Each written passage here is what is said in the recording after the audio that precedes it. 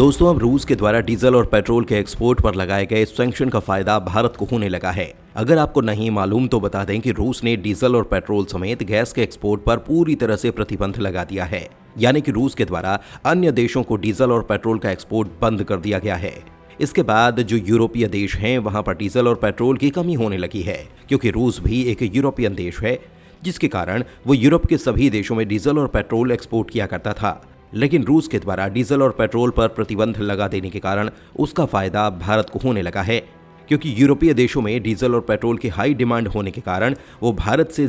ज्यादा मात्रा में डीजल और पेट्रोल इंपोर्ट कर रहे हैं। और कमाल की बात यह है कि यूरोपीय देश भारत के अलावा किसी दूसरे देश से डीजल, पेट्रोल और गैस इंपोर्ट नहीं कर पा रहे हैं। इसीलिए डीजल और पेट्रोल की हाई रिक्वायरमेंट होने के कारण यूरोपीय देश भारत को हाई कॉस्ट देने के लिए भी तैयार हैं। दोस्तों, रूस के द्वारा डीजल और पेट्रोलियम प्रोडक्ट पर सैंक्शन लगा देने के कारण यूरोपीय देश अब भारत से डीजल और पेट्रोल खरीदना शुरू कर चुके हैं। हालांकि रूस ने पिछले साल फरवरी में ही डीजल और पेट्रोल दूसरे देशों में भेजना बंद कर दिया था। इसके तुरंत बाद यूरोपीय मार्केट में भारत के द्वारा डीजल और पेट्रोल की सप्लाई की जाने लगी। आपको बता दें कि भारत में भले ही क्रूड ऑयल का प्रोडक्शन ज्यादा मात्रा में नहीं होता, लेकिन सऊदी अरब, कतर, रशिया, ईरान जैसे देशों से भारी मात्रा में कच्चा तेल भारत इंपोर्ट करता है और उन्हीं कच्चे तेल को भारत में रिफाइन किया जाता है, जिससे डीजल, पेट्रोल, केरोसिन, पॉलीथीन और वैक्स निकाला जाता है।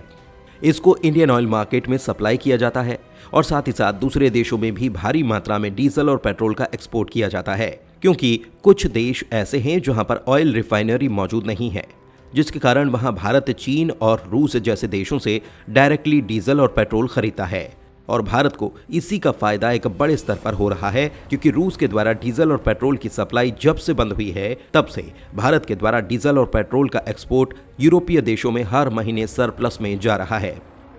द इकोनॉमिक टाइम्स की एक रिपोर्ट के मुताबिक दिसंबर के महीने में केवल डीजल के एक्सपोर्ट में ही 42% का इजाफा देखा गया। ये तो केवल डीजल का एक्सपोर्ट है, जबकि पेट्रोल और गैस का एक्सपोर्ट अलग है। और इससे भारत को सबसे बड़ा फायदा इसीलिए हो रहा है क्योंकि जब रूस और यूक्रेन के बीच युद्ध शुरू हुआ तो रूस ने भारत को सस्ते दाम में कच्चा तेल खरीदने का ऑफर दिया और भारत ने रूस के द्वारा दिए गए इस ऑफर का फायदा उठाते हुए भारी भरकम मात्रा में कच्चे तेल को सस्ते दामों में खरीदा, जिसमें भारत ने लगभग 1.7 मिलियन बैरल क्रूड ऑयल हर एक दिन के हिसाब से खरीदा और रूस के द्वारा सस्ते दामों में खरीदे गए कच्चे तेल का फायदा अब भारत को देखने को मिल रहा है। अगर रूस यूक्रेन का युद्ध शुरू हुआ देखा जाए तो आज तक इससे शुरू हुए लगभग 700 दिन से ज्यादा हो चुके हैं और इस बीच में भारत के द्वारा डीजल का एक्सपोर्ट देखा जाए तो इसमें 572% का इजाफा देखने को मिला है और ये सिर्फ डीजल के लिए है, जबकि पेट्रोल और गैस का एक्सपोर्ट अलग आता है।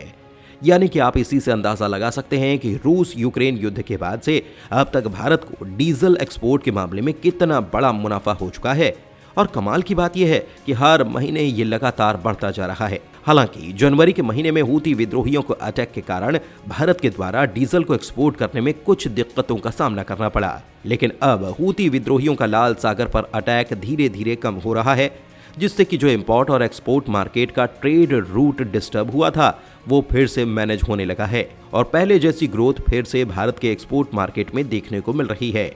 और इन दिनों भले ही हम रूस से थोड़ी कम मात्रा में कच्चा तेल खरीद रहे हैं, लेकिन पिछले 2 सालों में रूस के कच्चे तेल का इस्तेमाल करते हुए यूरोप के बहुत बड़े मार्केट को हमने कैप्चर किया है। लेकिन हमें यही नहीं रुकना, बल्कि पहले से भी तेजी के साथ यूरोपीय मार्केट पर कब्जा करना है और यूरोप की पूरी मार्केट को अपने हाथों में लेना है। आपको जानकर हैरानी होगी कि इसके लिए भारत ने एक कदम आगे चलते हुए एक मास्टर प्लान लागू कर दिया है,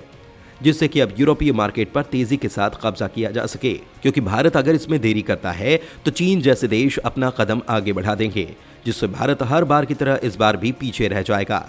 इस बार भारत ने मास्टर प्लान बनाया है कि हम जो क्रूड ऑयल रिफाइन करते हैं उसको हर साल 56 मिलियन टन के हिसाब से बढ़ाएंगे, जिससे जो भारत की ऑयल रिफाइनरिंग कैपेसिटी है वो 6 मिलियन बैरल प्रतिदिन तक पहुंच जाएगी और हम हर दिन 60 लाख बैरल कच्चा तेल रिफाइन कर पाएंगे और इसके बाद कुछ डीजल और पेट्रोल अपने इस्तेमाल के लिए भारत में रखेंगे और ज्यादातर डीजल और पेट्रोल को यूरोपीय देशों में शिफ्ट कर दिया जाएगा, जिससे भारत की इकोनॉमी और भी तेजी के साथ आगे बढ़ सकेगी। हम चीन जैसे देशों को टक्कर देने के लिए तैयार हो जाएंगे। इसके अलावा अगर देखा जाए तो भारत ने जो यूरोपीय मार्केट में डीजल एक्सपोर्ट करके मुनाफा कमाया है, उसे भारत में इंफ्रास्ट्रक्चर तैयार करने में इन्वेस्ट किया गया है, जिसे भारत के द्वारा सड़क और नए नए पुल निर्माण करने में खर्च किया गया। और इसीलिए भारत ये चाहता है कि हम यूरोपीय मार्केट में तेजी के साथ अपनी जगह बनाएं और यूरोपीय देशों को तेल की जरूरत के लिए भारत पर डिपेंड कर सकें, जिससे भारत की जीडीपी को और भी ज्यादा तेजी देखने को मिलेगी और तेजी से उसे आगे बढ़ाया जा सके।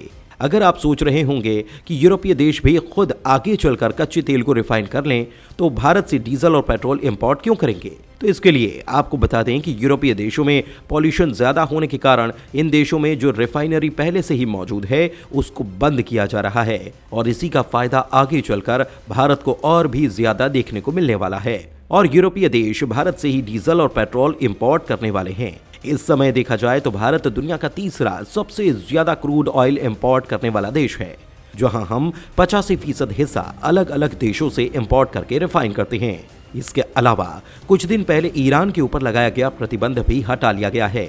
जिससे वो दोबारा भारत को कच्चा तेल और गैस सस्ते दामों में बेचने जा रहा है। और मजे की बात तो यह है कि ईरान ने खुद भारत को सस्ते दामों में तेल खरीदने का ऑफर किया है और भारत इस मौके को बिल्कुल भी नहीं चूकने वाला। जिस तरह रूस और यूक्रेन के युद्ध के समय सस्ते दाम में भारत ने रूस से कच्चा तेल इंपोर्ट किया था, अब उसी तरह ईरान से भी सस्ते दाम में कच्चा तेल इंपोर्ट वो करने वाला है। बाकी आपको क्या लगता है, जिस तेजी के साथ भारत यूरोपीय मार्केट पर कब्जा कर रहा है, आगे चलकर भारत का एक्सपोर्ट मार्केट और भी बढ़ेगा या नहीं? आप अपनी राय हमें कमेंट में जरूर बताएं। धन्यवाद।